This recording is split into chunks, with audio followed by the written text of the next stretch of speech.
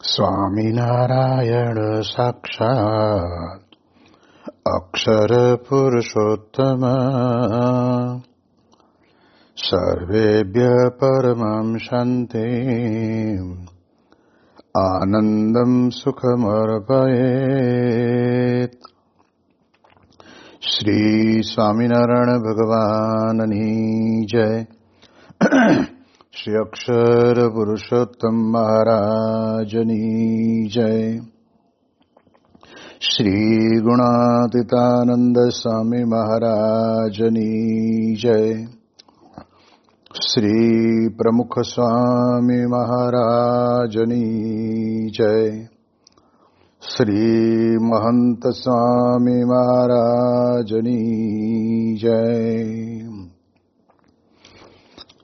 પ્રગટ ગુરુ હરિ પરમ પૂજ્ય મહંત સ્વામી મહારાજની આજ્ઞા અને આશીર્વાદથી આપણે બધાય શ્રાવણ માસ અંતર્ગત નિત્ય પ્રાતઃ કથાનો લાભ લઈ રહ્યા છીએ. આજે આપણા માટે ઓગસ્ટ મહિનાની 28મી તારીખ અને બુધવારનો મહાપવિત્ર દિવસ છે અને 1352મી સભા થાય છે. કહત હૈ સહજાનંદ એ વિષય ઉપર 1003મી સભા થાય છે. ભગવાન સ્વામિનારાયણ ગરડા પ્રથમ પ્રકરણના 62ના વચનામૃતની અંદર ભગવાનના સ્વરૂપને વિશે રહેલા જે 39 કલ્યાણકારી ગુણ છે તે ગુણોનું વર્ણન આપણે ઘણા દિવસોથી કરતા આવ્યા છીએ. ગઈકાલના અને આગલા દિવસની અંદર આપણે જાણ્યું હતું કે ઐશ્વર્યમ એટલે સર્વ જીવ પ્રાણીનું નિયંતાપણું, સર્વજ્ઞપણું કહીએ તો પણ ચાલે અને અંતર્યામીપણું પણ ખરું. એ વિશે આપણે ઘણી બધી વાતો જોઈ. હવે 18મો ગુણ આવે છે શૌર્યમ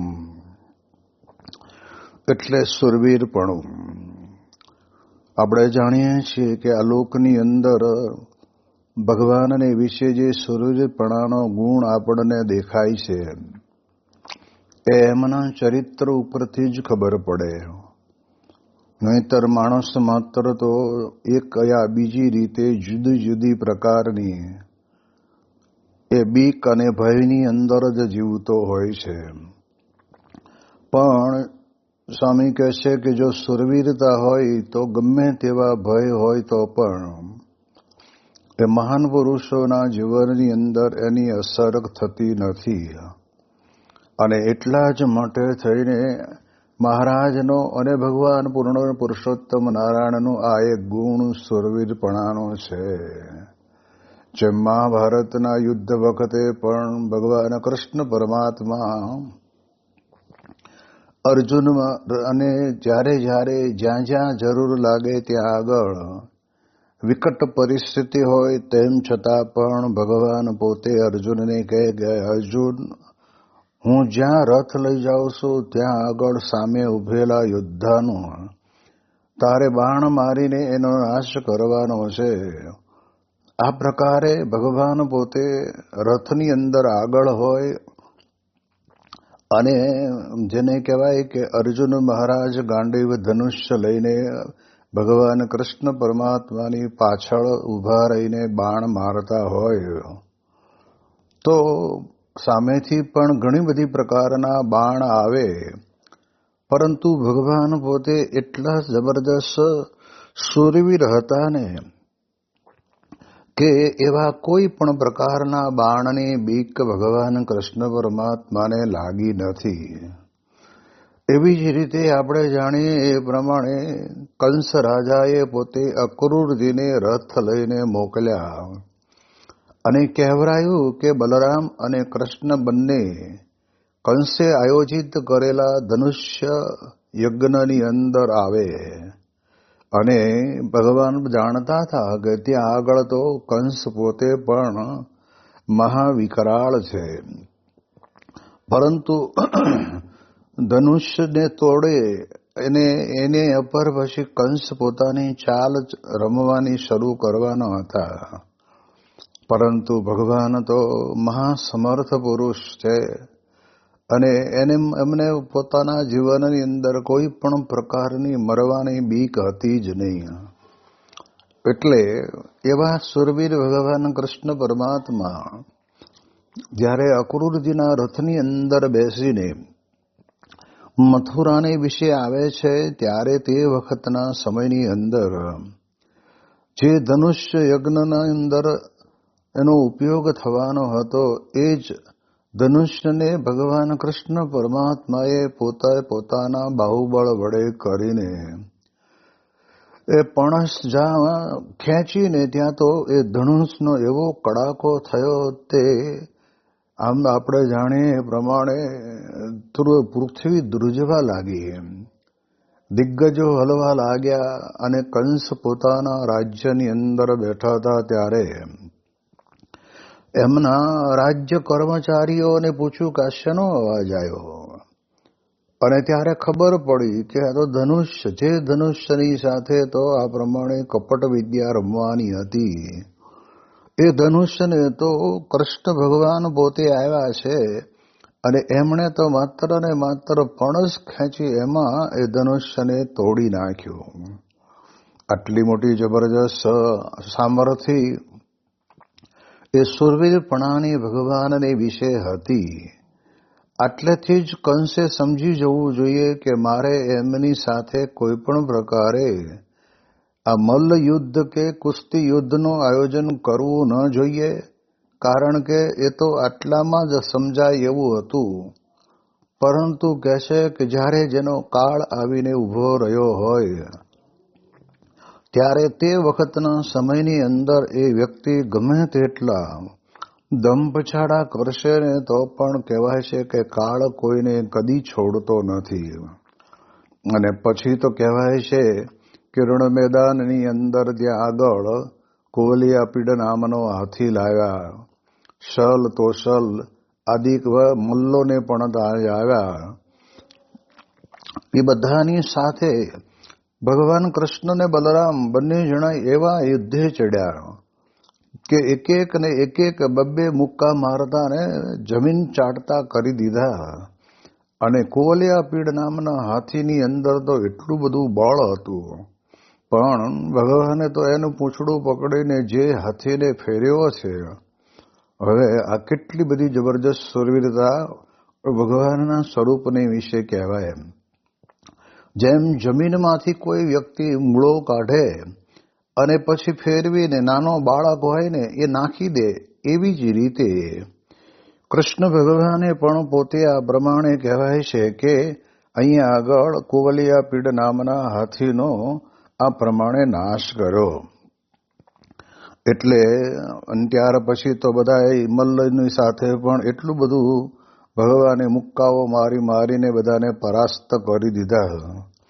માંચડા ઉપર બેઠેલા કંસને આગળ જઈને પગ ખેંચીને નીચે ઉતારીને એની સાથે પણ યુદ્ધ કરી અને કંસનો પણ નાશ કરો, જે વર્ષો પહેલા આકાશવાણી દ્વારા એને સાંભળવા મળેલું કે તનો વસુદેવ અને દેવકી થકી પ્રગટ થયેલો 8મો બાળક એ તમારો નાશ કરશે. એટલે આ પ્રમાણે એ સમયની અંદર કંસનો પણ નાશ થયો. તો જો આપણે જાણીએ છીએ કે ભગવાનના જીવનની અંદર કેટલું બધું જબરજસ્ત સુરવીરતાપણું કહેવાય. જેમ આપણે જાણીએ બીજા બધા ઘણા અસુરો ભગવાન કૃષ્ણને મારવા માટે આવ્યા, એ વંટોળિયાનું સ્વરૂપ લઈને આવેલો, એને પણ કહે છે કે ભગવાને પોતે પરાસ્ત કર્યો. શકટાસુર પોતે ગાડાનો વેશની અંદર આવેલો, એને પણ ભગવાને પોતે પાટું મારીને ત્યાં આગળ પરાસ્ત કર્યો. એટલે આવી રીતે જેણે જે કંઈક કર્યું એ બધાને પરાસ્ત કર્યા. અને સુરવીર તો વધારે તો એ કહેવાય કે યમુનાના ધરાની અંદર જે કાલીય નાગ રહેતો હતો, અને એ યમુનાના ધરાના પાણીને પણ ત્યાંના રહેનારા ગાયો કે પછી પશુ પરિવાર કોઈ પાણી પી શકતા નહીં. અને કહેવાય છે કે ઉપરથી પક્ષી ઉડીને જાય ને તો પણ એ પક્ષી પણ સીધું જ તરફડતું મૃત્યુ પામીને એ સરોવરની અંદર પડે. આ પ્રકારની જબરજસ્ત ત્યાં આગળ વેદના હતી. અને તે વખતે ભગવાને પોતે નક્કી કર્યું કે હવે મારે આને અત્યાર સુધી તો અસુરોને માર્યા છે, પણ આને મારવો નથી, પણ એની સાથે યુદ્ધ કરીને આ યમુનાના ધરામાંથી રમણીક નામના દ્વીપને વિશે એને મોકલી દેવો. અને ભગવાન કદમના ઝાડ ઉપર ચડી અને સીધી ડાય મારી અને એની સાથે અંદર વાતોચીતો કરે છે. તો આપણે એ પણ જાણીએ છીએ કે આવી રીતે ભગવાન એકલા જ, કોઈ બીજું સાથે નહીં.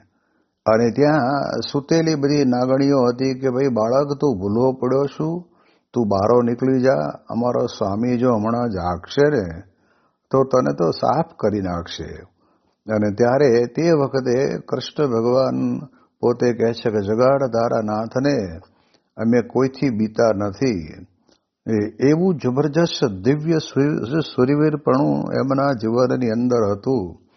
અને એના કારણે કરીને કાલીય નાથની ફેણ ઉપર બેસીને ભગવાને બધી જ પ્રકારની નાગણીઓ અને બધી જ પ્રકારની ફેણોને ત્યાં આગળ આ પ્રમાણે બેસીને એ બધાને જેને કહેવાય કે યુદ્ધની અંદર પરાસ્ત કર્યા.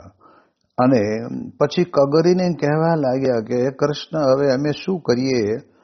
કૃષ્ણ ભગવાન કે તારે યમુનાના ધરાનો ત્યાગ કરીને જતું રહેવાનું છે.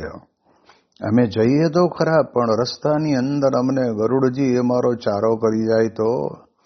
અને ત્યારે તે વખતના સમયની અંદર ભગવાને કહ્યું કે ગરુડજીને અમે ના પાડશું, તમારો ચારો નહીં કરે. અને જમીન ઉપર ચાલતા ચાલતા રમણીક નામના દ્વીપની અંદર મોકલી દીધા. તો ભગવાનને વિશે આ પ્રકારના ઐશ્વર્યની સાથે એમનું આવું સુરવીરપણું કે કોઈ પણ પ્રકારની બીક એમને લાગતી નહીં.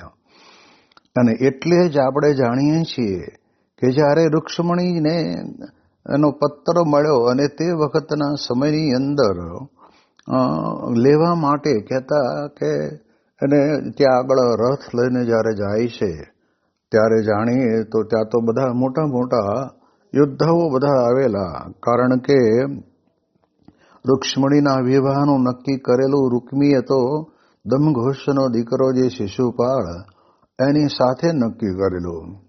અને એની અંદર તો બધા મોટા મોટા મહારથીઓ પણ આવેલા.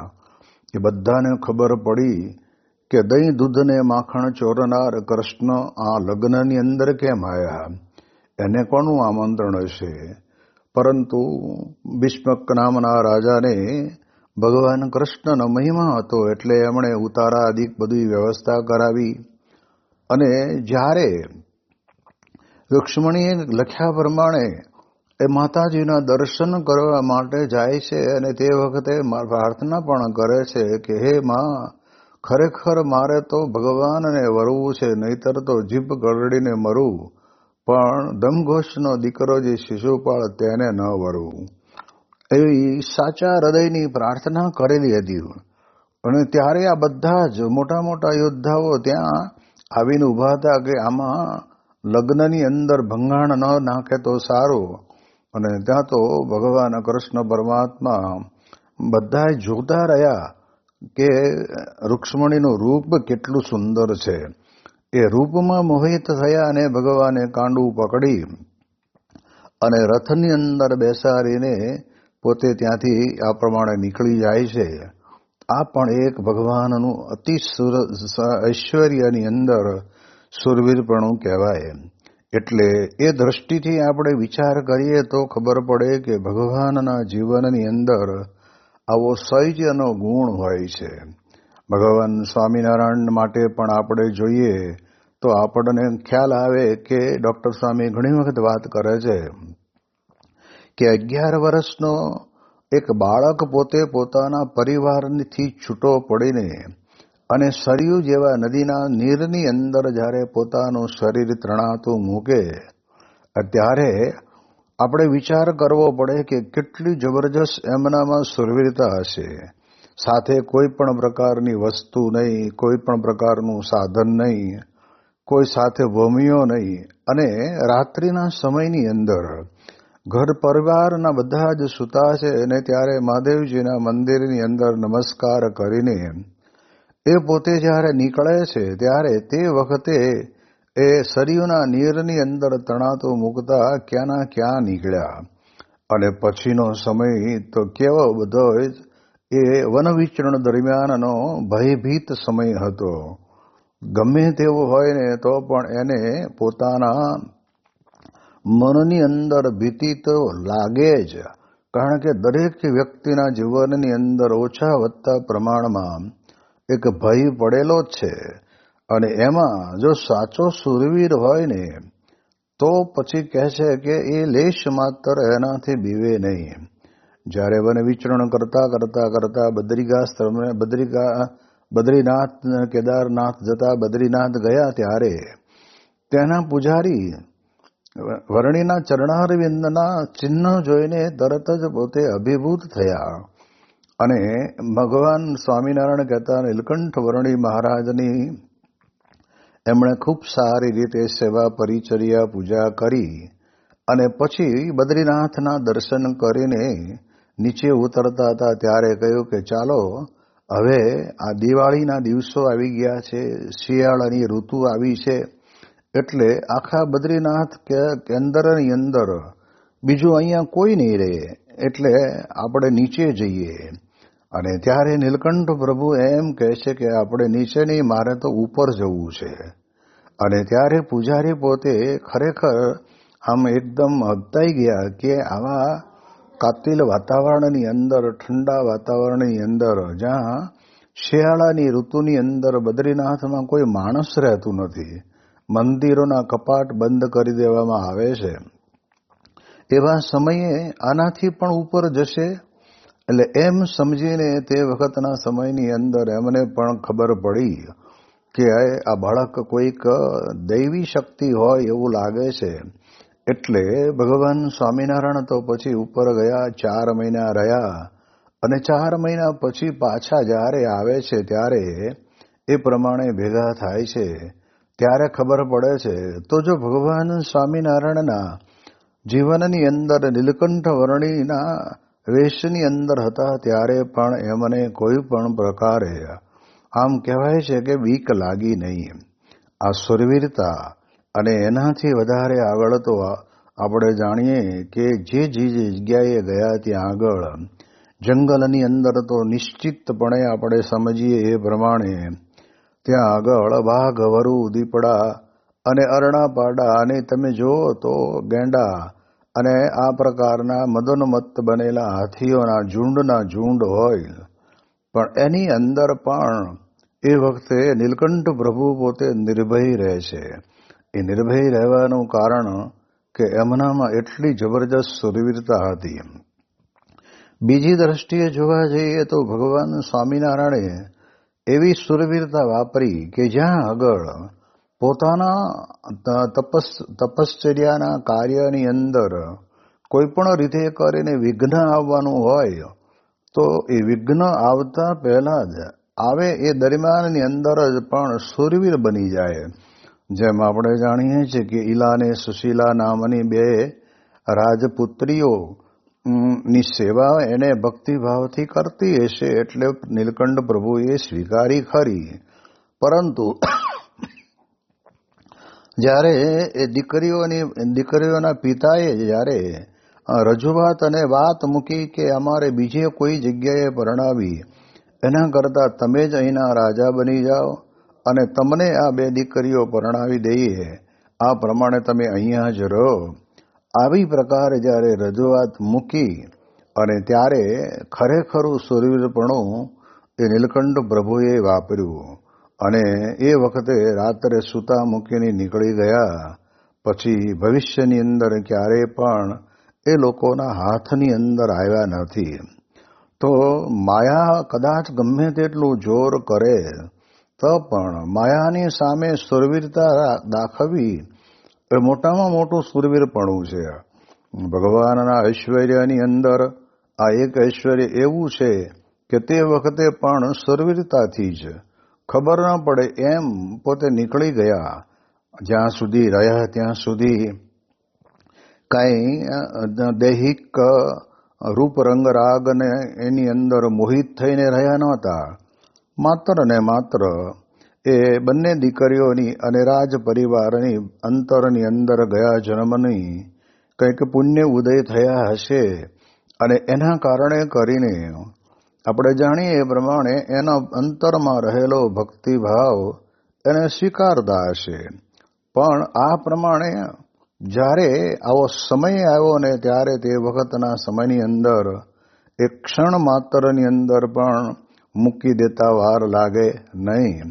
એટલે ભગવાન પોતે આ લોકની અંદર આવે છે ત્યારે મહારાજે વચનામૃતની અંદર કહ્યું, કાર્યાણીના 5ના વચનામૃતમાં, કે ભગવાન પોતે ભક્તજનોના મનોરથને પૂરા કરવા માટે આવે છે. પરંતુ એ મનોરથ પૂરો થયા પછી ક્યારેય પણ કોઈ દિવસ એમ કહેવાય છે કે પદાર્થની અંદર ક્યારેય ભગવાન બંધાયા નથી. જેમ કાર્યાણીની અંદર જેમ આપણે જાણીએ એ પ્રમાણે પ્રેમાબાઈ નામના હરિભક્ત સરસ વસ્ત્રો લાવ્યા તો ભગવાને સામે ચાલીને માગ્યા ખરા, પણ પહેરીને થોડા સમયમાં બ્રાહ્મણને ભેટમાં આપી દીધા.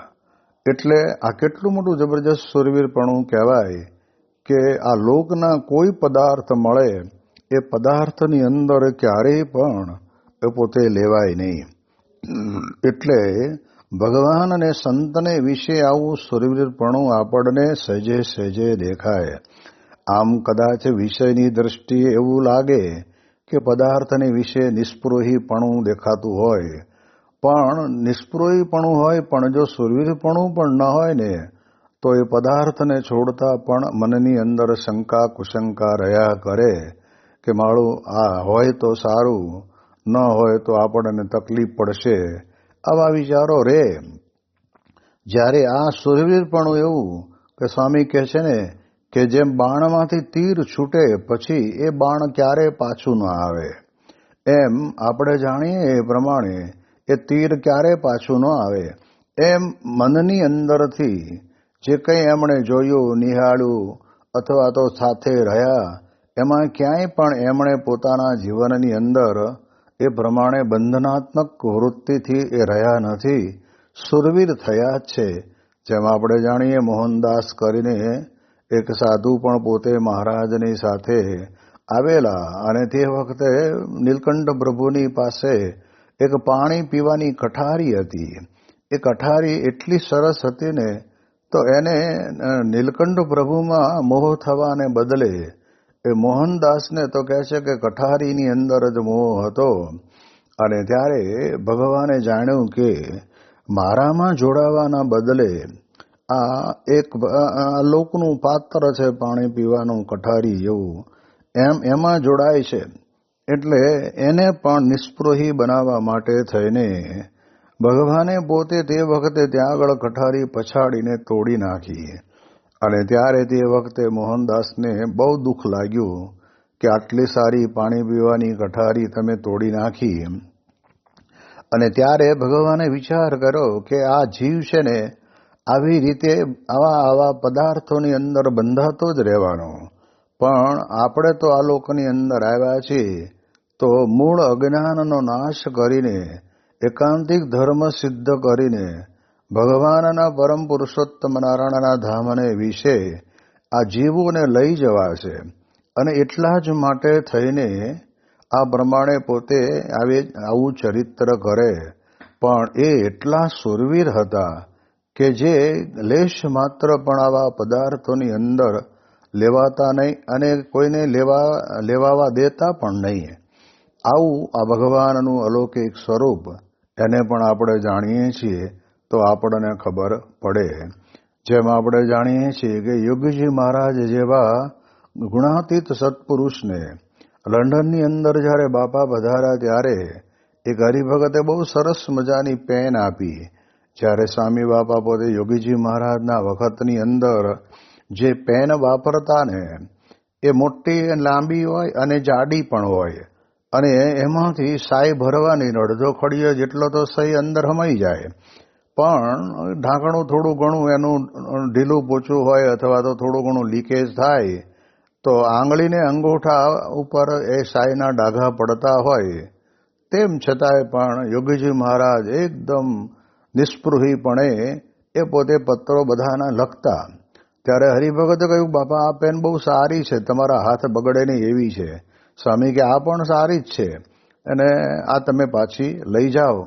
જ્યારે વિદેશની ધરતી ઉપર તે વખતના જમાનાની અંદર સારા માયલી પેન કોઈ આપતું હોય તો ગમે તેવો હોય ને તો પણ એ પદાર્થની અંદર ખેંચાયા વગર રહે નહીં. પણ યોગી બાપા તો કેવું સુરવીરપણું રાખતા અને રખાવતા.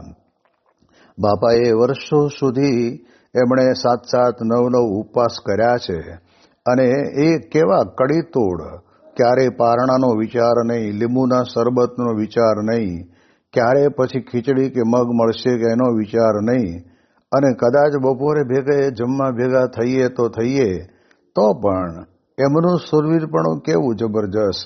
યોગી બાપા કાયમ કહેતા કે મોડી વાત મુખે નવ કરીએ, એ મોડી વાત મુખે નવ કરીએ, કે આવી રીતે મોડી વાત ક્યારે ન કરવી. તો મોડી વાત કરીએ તો કે હબળ ભરી વાતો મુખે કરવી, મોડી વાત કદી નવ કરવી. એટલે યોગીજી મહારાજ હંમેશને માટે એ ક્યારેય પણ મોડું બોલવાનું જ નહીં. જે કંઈ બને એની અંદર એ બ્રહ્મના આનંદને અંદર મસ્તીની અંદર રહેવાનું. આવું યોગીજી મહારાજનું પોતાનું જીવન. અને એટલે જ પોતે જ્યારે પણ આ પ્રકારે કાંઈ એવો પ્રસંગ બને ને તો સ્વામી બાપા સાથે યુવકો બધા ફરતા અને યુવકોને ઉપવાસની આજ્ઞા આપે. અને પછી સાંજ પડે ક્યારે આવી રીતે ભૂખ્યા રહ્યા ન હોય અને સાંજ પડે જ્યારે બરાબરનું ગળું સુકાય ત્યારે કોઈ યુવક યોગીજી મહારાજની પાસે એલા ઉપવાસ કરનાર યુવકને લઈને જાય અને કે બાપા પાણી પીવાની છૂટ આપો ને.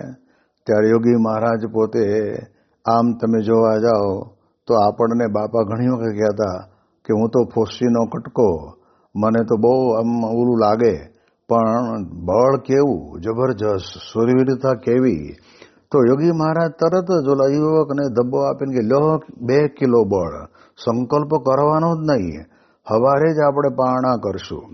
તો જો આપણને ખ્યાલ આવે કે જેનામાં આવી સુરવીરતાનું અંગ પડ્યું છે એ પોતાના જીવનની અંદર આ પ્રમાણે એ જિંદગી પર્યંત રહ્યા. પ્રમુખ સ્વામી મહારાજના જીવનની અંદર પણ આપણે જાણીએ એ પ્રમાણે ગુણાતીતની રીતે રીત એ પણ એવા જ ઉપવાસની અંદર પણ કડીતોડ. ક્યારેય પણ સ્વામીશ્રીએ પોતાની જિંદગીની અંદર ટાઈમ બે ટાઈમે કે ક્યારેય કટાઈમે પણ સ્વામી બાપાએ પાણી પીવું છે, તરસ લાગી છે એવું માગ્યું જ નથી. એ આપણને બહુ આશ્ચર્ય થાય. સેવકને યાદ આવે ને વળી પાયાવે તો પી લે, અને ન યાદ આવ્યું ને રહી ગયું તો ખરા તડકાની અંદર ધૂમ ધકતા તાપમાં પણ સ્વામી બાપા એટલી જ ખુમારીથી અને એ જ પ્રકારે પધરામણીઓ કરતા હોય તો આપણને ખ્યાલ આવે કે મોટા પુરુષ પોતાના જીવનની અંદર આમ આપણને લાગે કે અંતરથી તો બહુ દયાળુ છે, બહુ કૃપાળુ છે અને આપણને વિશે ઘણી બધી પ્રકારનો ભાવ છે, એની ના નહીં. પણ સ્વામી કહે છે કે અંતરથી પોતાના જીવનની અંદર આ બધી બાબતોની અંદર એટલા બધા બળવાન. સ્વામી કે ક્યારેય પણ નાનો હતો ત્યારથી માંડીને અત્યાર સુધીમાં મને કોઈ દિવસ જમવા બાબતનો વિચાર આવ્યો જ નથી. હવે પૃથ્વી લોકની વિશે રહેનારા ગુણાતીત પુરુષને આ પ્રમાણે ઘરે પણ એવું જ હતું અને ત્યાગી થયા પછી પણ જે પ્રમાણે રહેવાનું હોય એ જ પ્રમાણે એમાં કોઈ ફેરફાર નહીં. જે મળે જેવું મળે એ પ્રમાણે જમી લેવાનું ન મળે તો ભગવાનની ઈચ્છાથી સારું થયું, આપણે ખાવું નહોતું. આ પ્રકારે આપણને પણ પ્રમુખ સ્વામી મહારાજના અને મહંત સ્વામી મહારાજના જીવનની અંદર આ સુરવીરતાના દર્શન થાય છે. એટલે પંચ વિષયની સામે એ પોતે બાથ ભીડે અને એને હરાવી દે. આ પ્રકારનું સુરવીરપણું એ ભગવાન અને સંતને વિશે હોય છે. તો એવું સુરવીરપણું વિશેષ કરીને સત્પુરુષોને વિશે પણ આપણે જોઈએ છીએ. તો એવો એક ભગવાનનો આવો દિવ્ય ગુણ એ આવા ગુણાતીત સત્પુરુષને વિશે સમાયેલો છે. એની વિશેષ વાતો આપણે આવતીકાલે કરીશું. શ્રી સ્વામિનારાયણ ભગવાનની જય.